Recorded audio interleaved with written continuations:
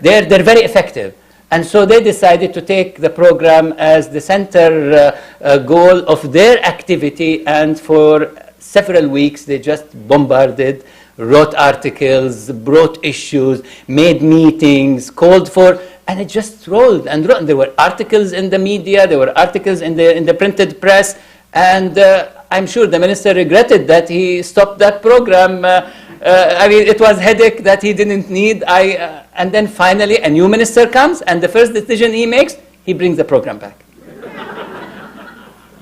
So what I learned from this, and I think I learned this in several episodes in the past that I was involved with, but what I learned more in this is the power of public opinion and the power of open politics, open discussion, free, open debate. You make a decision, it's fine. I mean, if the decision is right, when people debate it, they will actually congratulate you on your decision. And if it is not right, you're going to hear all kinds of negative criticism. And therefore, this ability to be transparent, which is a blessing in Kuwait.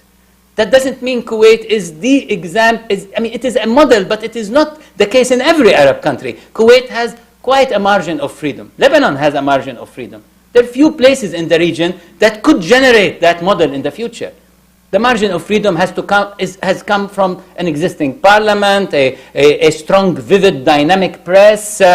More press is now coming in Kuwait. New law for journals and for newspapers is allowing for new newspapers to come out. And so you get that public expression.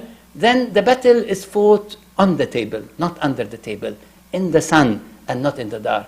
And that allows for truth to come out and for correct ideas to really reflect where people want it to go. And so in that context, the program came back again. If nobody wrote, if nobody said anything, and everybody condoned, then the program will not come again. So I think that public aspect is very important, and the more of it in the Arab world, the better, particularly in times like this, as we move into the kind of transition that the region is going through.